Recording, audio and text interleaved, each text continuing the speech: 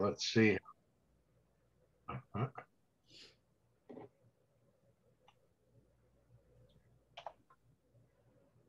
right, is that showing properly? Yes, you're good to go. All right, hello, it's a small group. We can be informal. I'll go quickly and take questions in the middle and enjoy the history. I myself never cared a thing about history until I got old. Now I think history is fascinating because I lived through it. My outline, I'm going to tell you something about my own story, something about the terminology. Mental retardation is old, developmental disabilities is new. We're very different from mental health or mental illness. The story of Bill Baldini. The things that turned out around Pennhurst were huge in the disability rights movement. The right to education, special education began because parents were kind of forced to send their children to Pennhurst. They weren't allowed in public schools. Haldeman versus Pennhurst was a fantastic lawsuit which established a right, more or less, for people to live in the community. The Pennhurst Longitudinal study is something I worked on, and there were a lot of other studies. And Pennhurst has had a worldwide influence. And unlike in the mental health field, people who left institutions in the intellectual or developmental disabilities field were way better off in just about every way we know how to measure. Pennhurst and its legacy of tragedy and triumph led to the Americans with Disabilities Act, the Olmstead decision of the Supreme Court, and the CRPD, the Convention on the Rights of People with Disabilities of the United Nations. And that's why I think this is worth hearing about. My own interest started, I got out of college in 1970. I got a job with a consulting firm in Bethesda, Maryland, and they had a contract, and I had no idea what to do with my degree. My mother said, Jimmy, what can you do with a degree in physiological psychology? I remember saying, plenty. You can, oh boy, no idea. But the job was working on a national survey of the impact of a brand new law, the Developmental Disabilities Act of 1970. Before that, the term was just mental retardation. And in 1970, we got the brand new term developmental disabilities, which included people with cerebral palsy, epilepsy, and related conditions, later autism, and anything that would produce developmental difficulties. So I got into this right at the peak of institutional care in the United States. And I drew a national sample of places to visit to collect data. And by chance, the first place I went myself was Pennhurst. I didn't know anything about it. I'd never seen anything like the people that lived there because they were hidden away. It's, you all know where it is, I bet, out near Valley Forge.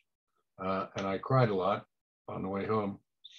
My parents asked me when I got home, you seem upset, what's the matter? And I said, I just saw a place with 3,000 people where I don't think we'd put our dog for the weekend.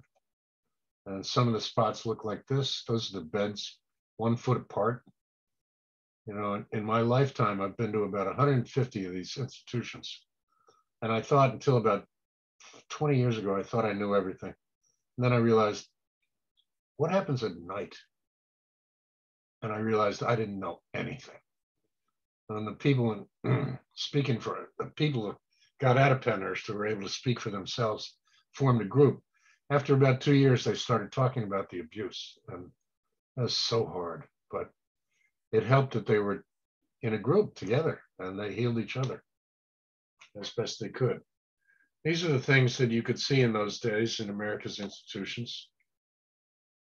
Nothing in the room, concrete, tile, or stone floors. There, in a ward like this, there'd be 30 to 50 men and only 2 people behind a glass wall in the nursing station. What could they do? Those 2 staff, what could they do? But that's what our society did with money and staffing and attention. Not enough. Later, we got some decorations. So I had a lot of learning to do. I drove out of there asking, how can this be the richest nation on earth? I had to learn that people had the condition then known as mental retardation, not mental illness. Why did I not know they existed? Because they were hidden away. How come they're in such inhumane conditions? I still don't know. How could we have done that? Because they were hidden away. I wanted to know what could be done about it. After a year of research, I thought the solution was we should get more money. Let's get Congress to appropriate more money. Let's fix up these places. And over the course of the past 50 years, it turned out I was so dead wrong about that. And I think I'll be able to explain that as I go along. This is the number of people in America in state institutions for intellectual or developmental disabilities from 1850 till 1970. So this is the time when the first institution opened, which some people say was Elwyn, right over near Media. Elwyn really got its charter from the state in 1852, and it's one of the first congregate care settings in America that supported people with intellectual disabilities. But the number of people in institutions like that went up and up and up until we hit almost 200,000 in 1970, which is when I got involved. The people at Pennhurst were there because of low IQ, which used to be called feeble-minded back in 1908. Pennhurst opened in 1908 as the Eastern Pennsylvania State Institution for the Feeble-Minded and Epileptic. And there were brochures in every state entitled something like, Pennsylvania's was exactly like, The Menace of the Feeble-Minded. Then the words evolved into idiot, imbecile, and moron. Then mental deficiency, then mental retardation, then developmental disabilities, and now it's often people with intellectual disabilities. But it's the reason I'm making that distinction is because there were two deinstitutionalizations in the United States. One was for people with intellectual disability or developmental disability, and the other was for people with mental illness in state psychiatric hospitals. And they proceeded very differently. And most people, including my own family, mix the two up constantly. So different. Look at that. That was real. This is from 1900, Massachusetts. Because of the eugenics movement, I want to pause and ask during the time when I do pause in a few minutes, the eugenics movement in the world was so dominant, so powerful. We humans really believed that we could remove people with disabilities from our gene pool by isolating them, segregating them, not letting them reproduce. The menace of the feeble-minded. That kind of thinking, by the way, was captured in a book by great Chief Justice of the Supreme Court of the United States, Oliver Wendell Holmes, about this very topic, about eugenics. And that thinking, in turn, was quoted by Hitler later in his writings. Sterilization and segregation, the solution to people with disabilities in America and the world. Henry Goddard, the author of this one, was one of the creators of the IQ test.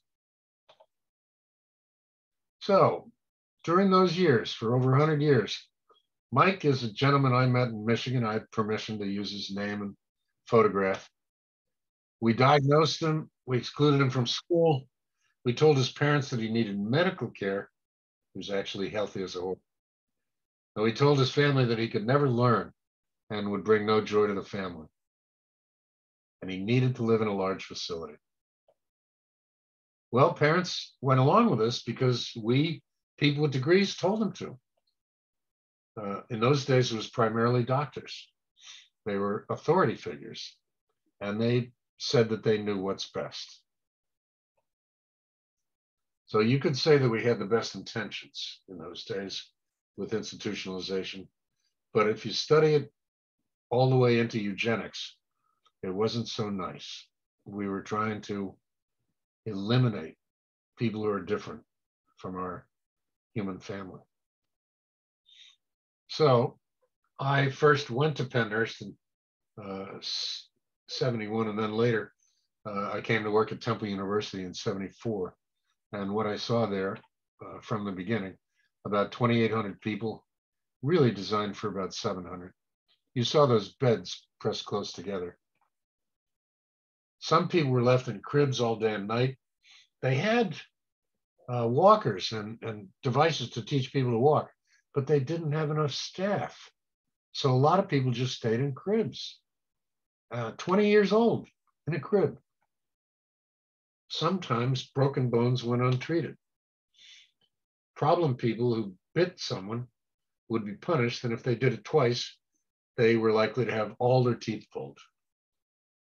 Many, many years later, I met the nephew of a dentist who had worked there, and he said, my uncle said that he believed those people didn't need anesthetics. So they did tooth pulling, often without anesthetics. They felt, what is wrong with us? We felt that those people don't feel pain.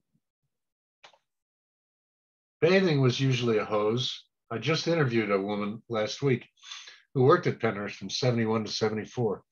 And it seems like a fiction, but it's true. She said that all they could do with 2 staff and 30 men or women, all they could do was a hose in the shower room with a drain in the middle of the floor. Well, that's the question. Why treat human beings this way? We had skewed values. Look at this. 1968, the average cost per person at Pennhurst was $5.90.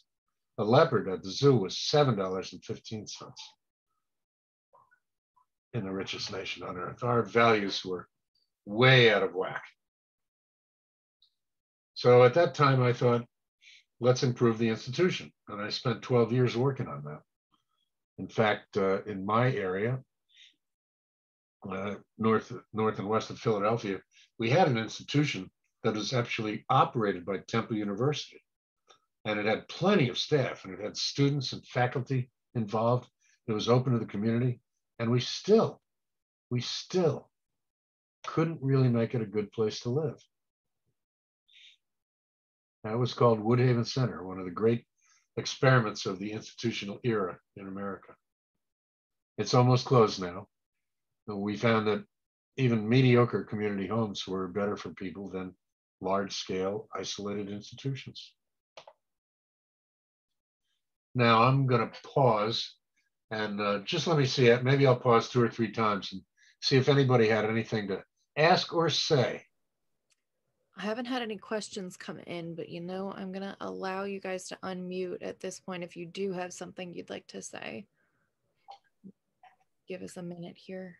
Let me get a reading. Am I talking too fast? No, we're keeping up fine. Okay, I think you're good to go, Jim. All right, then. We got a big surprise while I was working on making a good institution. Head banging. A lawsuit happened right around here, lawsuit against Pennhurst, and a federal district court declared Pennhurst to be unconstitutional by its very nature because it was designed to isolate and segregate people who had done nothing wrong. We took away their freedom, and we were supposed to give them at least humane treatment in return, but we did not. I was involved from 75 till 78 in that lawsuit. The kid who had taken statistics. So they leaned on me to figure out how to get a sample of people from Pennhurst and figure out what kind of lives they were having. And we found out in that study of 140 people out of the 1,100 that people who went into Pennhurst lost skills. They went in talking, preparing their own food, getting a drink of water, and they'd lose that. They just declined year after year. And that proof made a big difference to the federal court because it meant, again, that we were taking away people's freedom. And the least we could do in return was dignified, helpful treatment. And they weren't getting it. And that is unconstitutional. So Judge Raymond Broderick on St. Patrick's Day, 1978, ordered that all the people at Pennhurst should have a chance to live in a regular life, in a regular neighborhood. And I was a skeptic because I had seen what happened in the mental health field. We closed a lot of American psychiatric hospitals starting back in 1955. And we created the homeless and hundreds of thousands of people in nursing homes and, worst of all, in prisons. Our prisons are now America's psychiatric hospital because we never lived up to the promise of the Community Mental Health Act. We never funded it. We never created a community service system. And that's in such contrast to what we have here in developmental disabilities. We did fund it. We did make sure everybody had a place to live. We made sure that try to get families back involved after the pain of separation. So I was a skeptic because I thought we'd mess it up again, just like we did in mental health.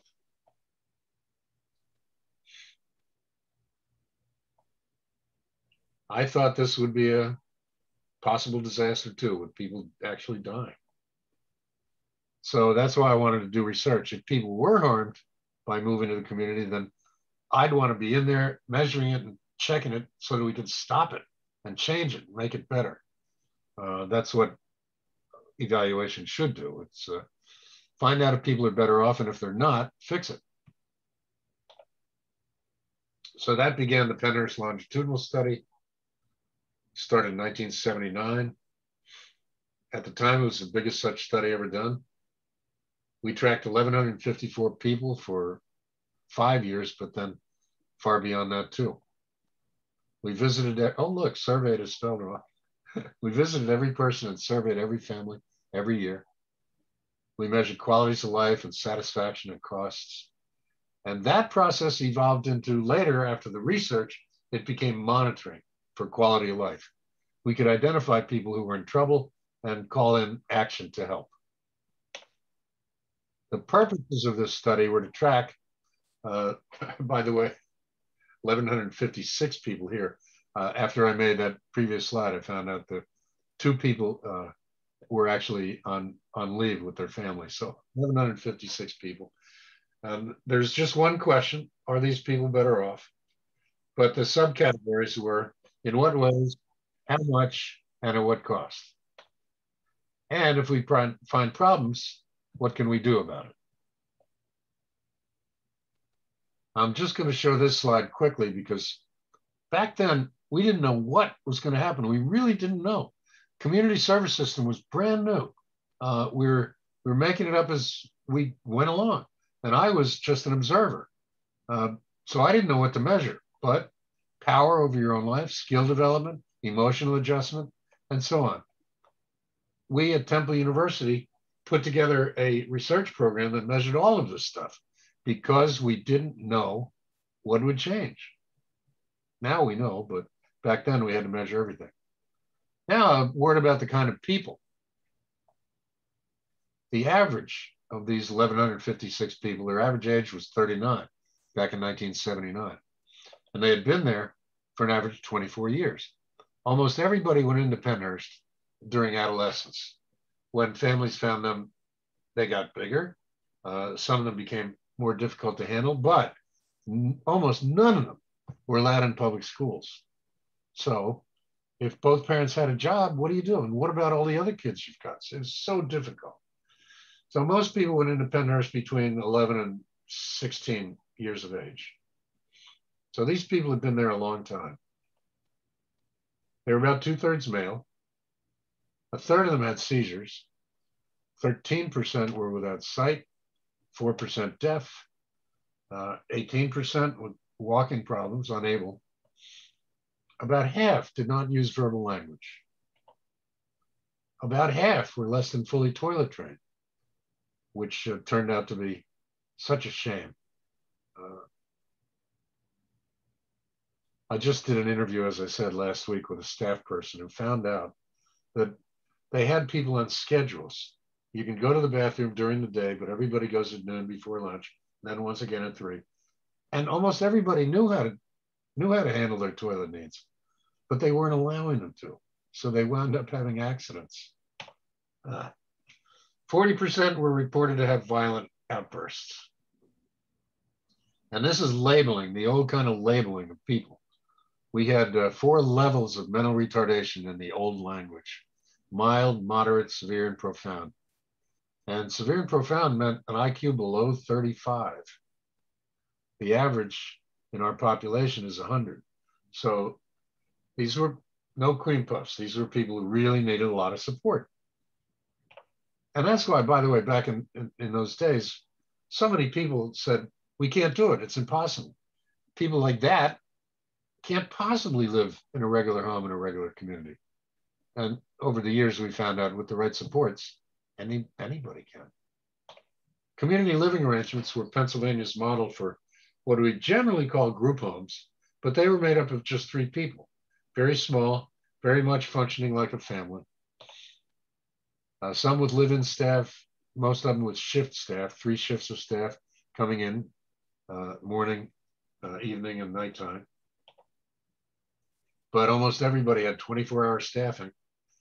Good thing too, because they had never been, since they were an average age of 15, they'd never been without support at night or morning or anything. So good thing.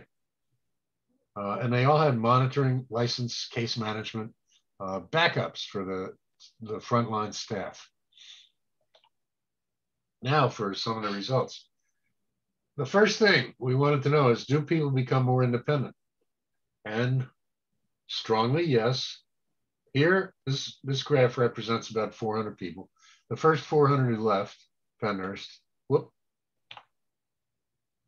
they started out at 60 out of 100 points on a scale of self-care abilities. And when they left and were out for a couple of years, they jumped up like 11 points out of 100, which is really quite huge for people who had been at Pennhurst losing skills for 14 years or more, 24 years or more. This gain was kind of stunning. But what we did not know at all was, would they keep learning new skills? And the answer is yes. Every year, the people from Pennhurst gained significantly in self-care abilities. So they were learning to care for their own needs, which in another language would be called achieving their potential. Challenging behavior. People improved when they left, and every one of these is statistically significant. They just got better and better, fewer and fewer problem behaviors towards self and others. The families, as I said, really had a tough time because of placement. An average of 24 years ago was heartbreaking. The separation with their sons and daughters was just a meat grinder. And so when we got to this 1979 period of time, families did not want community services. They were terrified. Pennhurst had been their sons and daughters' home for 24 years.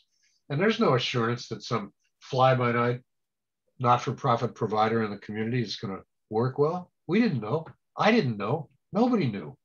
So they strongly disagreed with the idea of community placement. And there were heated meetings and marches and all over the world, by the way. This is true for people in institutions all over the world. Russia, I've worked in Republic of Georgia, Ukraine, Israel. It's true everywhere. Parents of people in institutions want them to stay there. But look what happened after these people left. This graph represents about 400 people. And it's just so stunning that the same parents are overwhelmingly satisfied now that their sons and daughters are out in the community. I had thousands of letters over the years, notes in the margin saying, I can't believe I was against this, or this is the happiest my Albert has ever been, or Jean has friends now. She doesn't cry at night. So it was an honor to do this research. We asked the question a different way of families. Has your relatives' general happiness changed since moving to the community? Stunning, isn't it? Not one family member said less happy or much less happy. You don't get results like that in social science. This is just wild, so one-sided, so strong and compelling. We also found out that people lived longer. Mortality decreased. People were dying at a certain rate at Pennhurst, and the rate of death decreased when they went to the community. So by the time Pennhurst closed, there were about 100 people still alive who probably would have been dead. That's an outcome for you. We did a study of costs, and in the community, the total cost to society was less. the cost in the institution was higher. But I can't leave that slide without saying, aha, the reason the community costs less is we paid staff less. And that wasn't smart or good or fair. State employees at Pennhurst had big salaries and big, like 70% benefits packages or 40% benefits packages. And in the community, often with those nonprofit little providers, there were no benefits, maybe not even health insurance. And the salaries were terrible. So the answer to the cost question turned out to be, after years of study, yes, the community costs less, but it shouldn't. We should equalize salaries. So the summary of it is, I'll just leave this slide up for a minute while I say that everything we measured, people were better off in the community. And so I was just delighted to find out how wrong and ill-conceived my opinions were. I worked hard for my biases, but I've been wrong a number of times. This was a big one. People getting out of institutions were better off. And then I thought supported employment was a silly idea, and it works great. Then self-determination, people controlling or having some control over their own budgets, the tax dollars that the rest of society spends to support them, giving people and their families control over those budgets. They didn't demand more. Many people didn't even use it all, and they got better lives out of it. So here's my first lesson in scientific humility. I was dead wrong, and I couldn't be happier. People were better off in just about every way we knew how to measure. Oddly, the people who made the greatest gains proportionally, well, this is from a later study in Connecticut, were people with that label profound. The people who were the most impaired, nonverbal, living in the backwoods, unable to dress themselves, they made the biggest gains. And nobody expected that. But again, it's just a surprise that comes very welcome. People who have the most to gain the most, especially from small family-like living. Instead of being left alone in the backward, now you're in a home with two other people and you get attention all day long. And it's just wonderful what can happen. I'd like to pause there, Kelly, and see if anything's come up. We did have someone ask about the staffing of doctors before the closure. How frequently were they allowed to treat the patients? How hands-on was that medical treatment? We found out in the litigation in the court suit, we found out there were 3 doctors, and one of them was not full-time, for about 2,000 people. Did you say 2? 3, 2. What? One of them part-time. And no, they couldn't even begin to address the need. We found out that the average person at Pennhurst in 1978 who needed behavioral support or psychiatric care was able to see a psychiatrist for an average of 2 minutes per year. We really, really let those people down. One of the first things the judge did after his order was he ordered that the state stop providing health care and instead contract it out to a private third party. And that really helped. The private third party was motivated to make things better and get people healthy so that they wouldn't have to treat people so much. And they did a wonderful job. Wow. And is that factored in then to these nonprofits that you're mentioning that were then like the community helpers that they were coming in and helping out after they left the home? Yeah, when people went into these little community living arrangements with 3 people and they had 24-hour staff, they'd have, 1 person on duty during the day, 2 at night, and 2 in the evening for dinner, and then 1 during the night and 2 in the morning to help with breakfast. And then they would spend all day at a day program, learning some of them jobs, but at least staying busy 5 days a week. So all the things that were factored into these group homes, medical care was being, this was very scary, Kelly. Medical care was being handled by the Medicaid system, which is poor people's health care, which was started in 1966 and 7. And Medicaid was not great. and seeing people come out of Pennhurst and be thrown to the wolves of Medicaid out in the community, a lot of doctors wouldn't even see them. And when we, and I say we broadly, when the people really doing the work saw a doctor who would take people like this, they flooded him or her. So it became difficult. Mm-hmm. Also, in those early years when people were coming out of Pennhurst, the community doctors tended to over-medicate them terribly.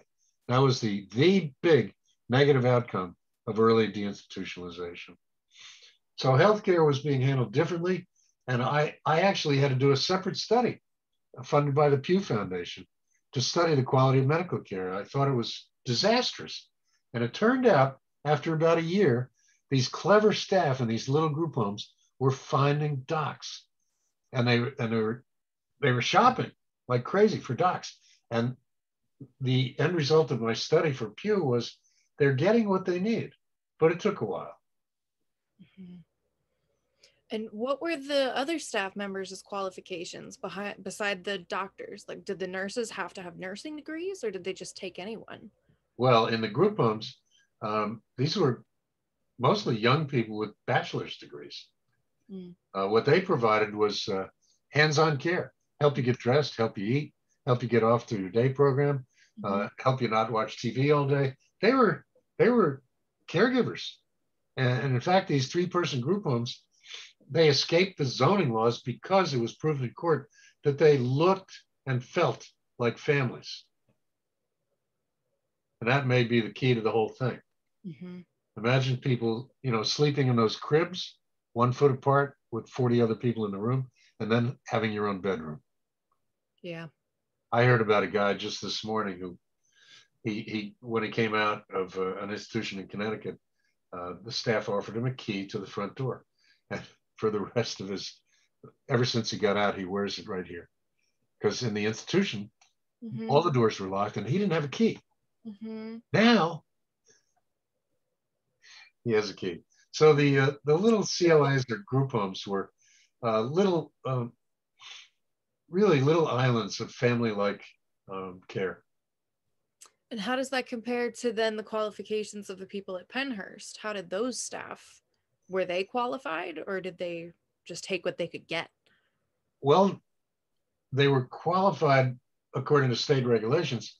You had to have mostly you had to have a bachelor's degree or a community college degree, but it had to be it could be sociology, it could be anything, because mm-hmm. they were demanding provision of custodial care. They weren't teaching anybody anything. They were expected to keep order and keep people alive.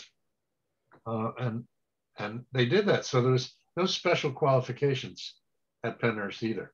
But they didn't take anybody off the street because the jobs were so desirable. Back then, people were making a lot of money at Pennhurst compared to, the average salary out in the community. They were state employees. Mm-hmm. Great salary, great benefits. Which was why there were so few staff, because they were paying the ones that were there so well. Yeah, but boy, one of the things that happened after the lawsuit was Pennhurst started hiring more staff because it was terrible. Mm-hmm. And the more staff they hired, the more expensive Pennhurst got. Until, by the time Pennhurst closed, it was the equivalent of $250,000 per person per year in today's money. Mm-hmm. And now we have institutions like the one in Connecticut, Southbury, is at $450,000 per person per year. And they only have 144 people left. We tried to fix things with money. But like I said about that place, Woodhaven Center, we poured money into that. And no matter what we did, we really couldn't make it act or feel like a family. It seems so simple now. It only took me 51 years of research. You got there. You talked about how the families of the people that lived at Pennhurst felt about deinstitutionalization, but what about the community's response? How did the Spring City residents feel about it? Oh, at first, terrible. In the 70s, I really didn't mention the thing that broke the dam at Pennhurst was the 1968 Bill Baldini film, Suffer the Little Children. It was not a film, it was 5 nights on WCAU. Mm-hmm. Like 3 to 4 minutes each night. showing those conditions, like the pictures I showed. And that's what broke the dam. And after that, Pennhurst and its leadership and the state started a big program of reducing overcrowding by releasing people without supports. So Spring City had a lot of people wandering around, nowhere to go, no money. At least they had a place to live, but it wasn't good.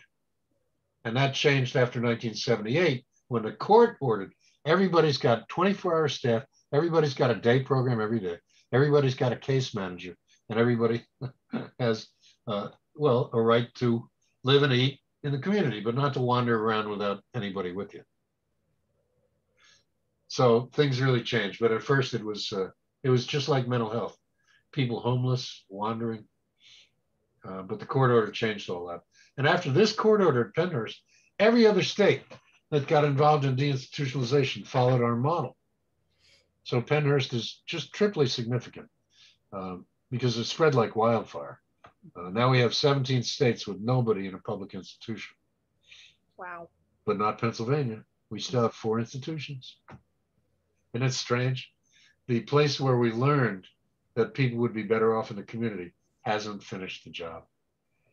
But what are you going to do? The average age of people in one of our institutions is 72 now. Wow. And their families, their mom and dad are gone, but their brothers and sisters are scared stiff. It's their home. How would you feel?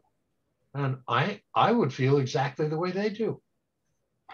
You know, moving out and encountering all that relocation stress might kill him. I'd be scared stiff. We know from other research that it doesn't. And even old Abe Zlotnikov, who moved out when he was 85, had the best 5 years of his life. We know that. But I understand how scary it must be. So do you think that the numbers, like the average age is so much older because people aren't placing their children into these institutions anymore, or it's just a changing societal view? No, it really is that admissions were closed. In the 70s, all across America, the evidence that we got in the Pennhurst lawsuit was so strong. And after this Pennhurst study, the evidence was so strong, all the states pretty much closed admissions. So we have an aging population. And the question is, should society let them just stay there or push to move them out? We pretty well know they could have a better shot at a good life outside, but it's tough, isn't it? Yeah. Somebody put me in charge, I'd have to go family by family. See if you can convince people to give it a shot. On the other hand, some families have tried it and their relatives wound up back in the institution in other states. That didn't happen here. Okay. A small percentage? Yeah, very. We, in Pennsylvania, well, the too long story, but people were allowed to go back to Pennhurst if they hated their community home, but only for a little while. They had to keep trying, and they did. And even the families who were most dead set against it turned around 180 degrees. And they became advocates. Whereas there's a national organization called Voice of the Retarded, and now it's called Voice for Reason, because that R word isn't used anymore. And they're a national network of families who really, really are fighting to keep their sons and daughters and brothers and sisters in congregate care settings where they feel they're safe. By the way, they're pretty safe now compared to what was going on in the 70s. Even in an institution, the abuse is down so far. It's great. I'm very happy. You're not going to get beat up in Whitehaven up in the Poconos. You'll be fine. You won't get as good a life or the freedom, but things have improved all the way around. I think one of the most shocking things at the beginning of your presentation, when you were justifying why doctors were saying to place people in these institutions, when you said that they couldn't contribute to a family or bring any joy to anyone, that was it was a knife to the gut. And knowing that all these families that were even hesitant to take them completely changed their minds is so satisfying, because that really was just heartbreaking at the beginning when you said that. We professionals really did say that often, and but it's really important for me to stress again and again, families, they didn't do anything wrong. They did what was best at the time. And they didn't have any other choice. If they couldn't get along with this person in the family, if they needed an out-of-home placement for that person to launch and begin to get their own life, there wasn't anything but Pennhurst. So they didn't do anything wrong. They did the best possible at the time. And every time over these years that some of my colleagues have blamed the families, I just jump up and yell, because it wasn't their fault. It was a collective fault of our society. Mm-hmm. Yeah, they were just trusting what they were told. You can't blame them for that. How many institutions were there in Pennsylvania when this was at its peak? At its peak, well, depending on which you're classifying, but 13 in developmental disabilities with annexes, and there were 13,000 people in them at one point. So they mostly housed locals. It's not like they were sending people very far. Usually locals. There were exceptions. My first job in Pennsylvania was to travel to all the institutions in 1974 and collect information about all the people in those institutions all over Pennsylvania who came from the Philadelphia area. Mm-hmm. So we could bring them home near their families. And that's how we got people into Woodhaven, this brand new institution in 1974. We brought some people home, but mostly institutions took people from local courts and families. Mm-hmm. And then being local, did that have any impact on their visitation, or were they told to not come back? You know, it would stress them out if the parents came and saw them frequently again. There really was a lot of that. When it was very common for a family to bring a person to Pennhurst and be told by the staff, don't come back for 6 months because adjustment has to happen. I remember putting my son in daycare. I wanted to come back every 5 minutes. So I'm telling you, this was so rough on these families. And now it's very, very, the happiest story I'll ever get to work on is that things turned out pretty good. Good. That's very satisfying. That's all the questions that I've had come through so far. So if you'd like to continue. All right. Enough time. We were talking about people's age, and we found out people over 60 made bigger gains than people under 60 when they left institutions. These are the people over 60, and these are under 60 in a study in Connecticut. And so age is not really a barrier to adapting and getting a better life. We also found out this helped across states. The size of the home makes a huge difference. In Pennsylvania, we had 3-person homes. In Oklahoma, they had 2- and 1-person homes. And in Connecticut, California, they had bigger homes. And the amount of self-care ability gain, which is one indicator of quality of life, the amount of gain that was seen, when you got to home size 4 or 5, it dropped. And if you got to a home of size 6, it just about vanished. And anything above 6 was terrible. So the size of a home made a big difference. And that's why so many states followed Pennsylvania's model of 3-person homes. And it's worth telling you that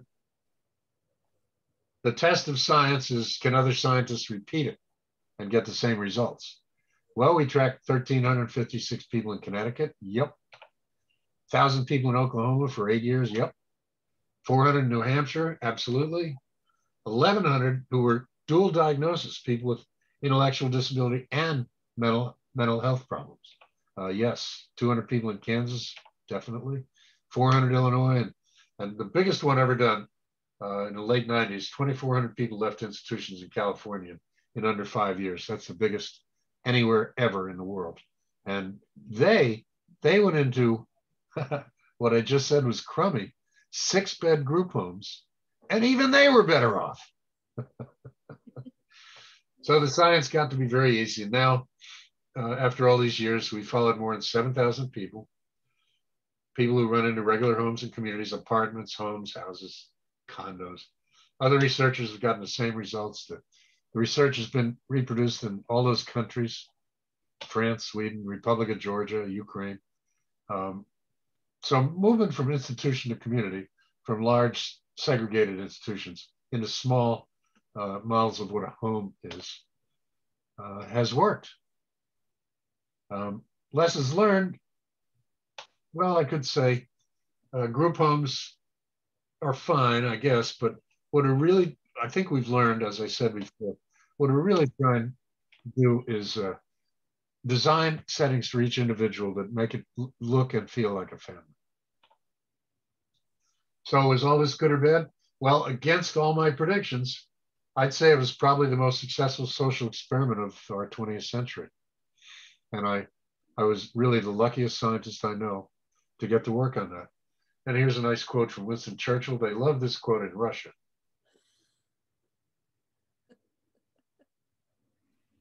And that is it. Ending with, look what happened to people and institutions. They went since 1970, down, down, down. This is for the whole country. We're down now to under 15,000 people in public institutions, but people in community homes. That is an astounding change in social models of care. And the entire community support network of providers and group homes, that's an industry that was created by this move. We also had in America about roughly 400,000 people that never had to go into an institution because we did this. All right, I'm going to stop there. Thanks for your attention. And any questions or comments, the floor is open. I am going to let you guys unmute yourself now. I did not have any more questions come through, so if anyone would like to unmute or say anything, feel free.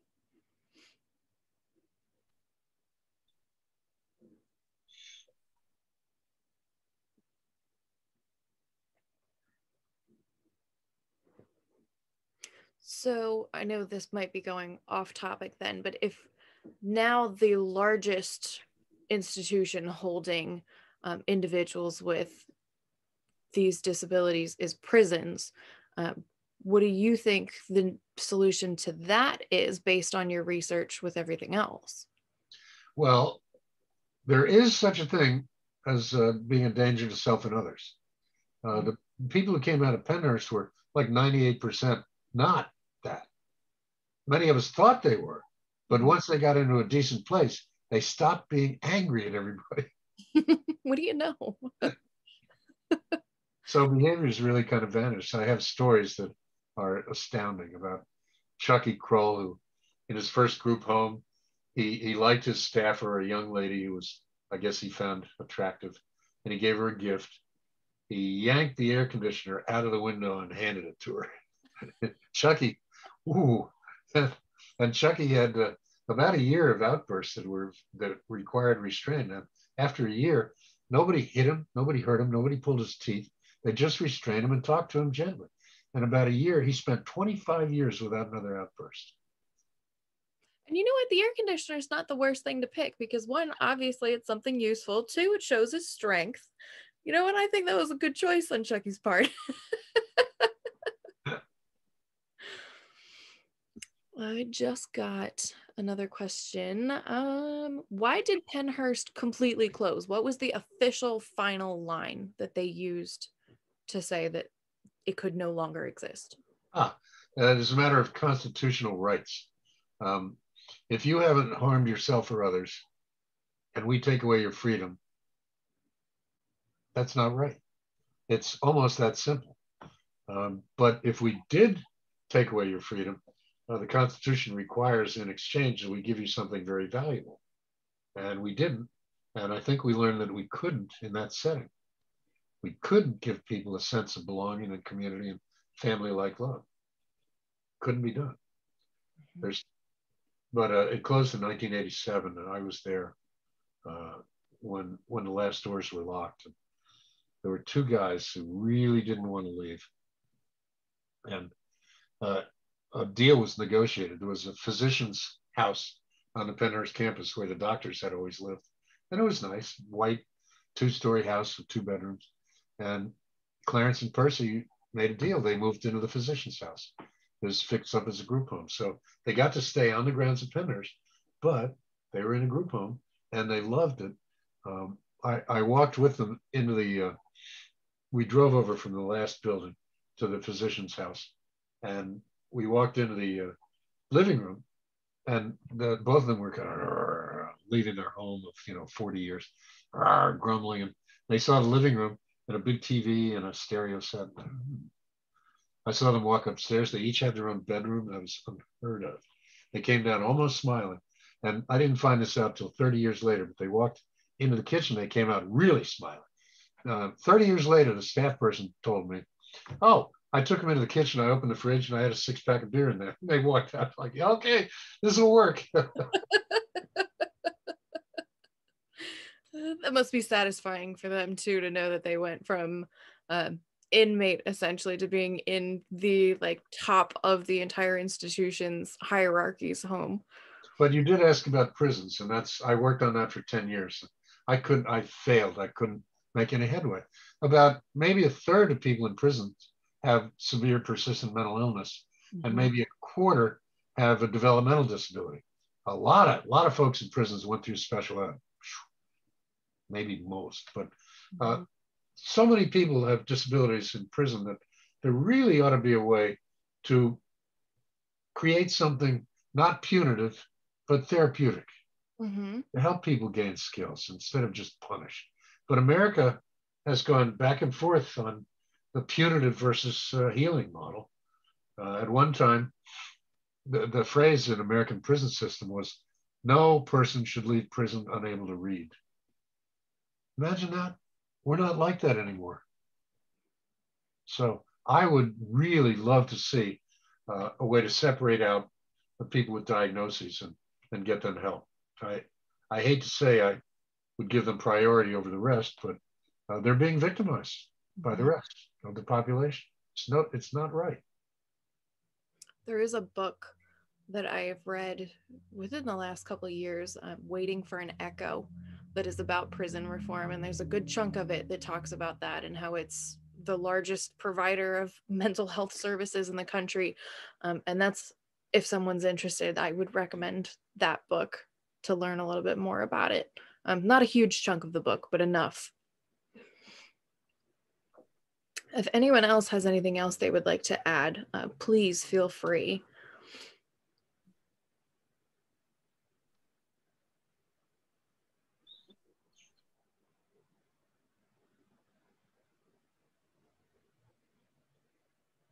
Okay, I think this might be the end of our talk then. Thank you everyone for coming out, and especially thank you, Jim, so much. It was a terrific presentation, really insightful. So thank you so much for taking the time to come and talk to us. I'm getting lots of thank yous on my end. Great presentation, terrific job. I'm the lucky one. All right, thank you everyone, and have a wonderful night. You'll get that recording of tonight's presentation in a couple hours. And there's a museum at Pennhurst. Go see it if you get a chance. We're working toward creation of a national museum of disability rights and history. And it'll only take us 10 years, no problem. I'm only 72. It's a slow process, but we'll get there. Good night all, thanks so much. Thank you, good night.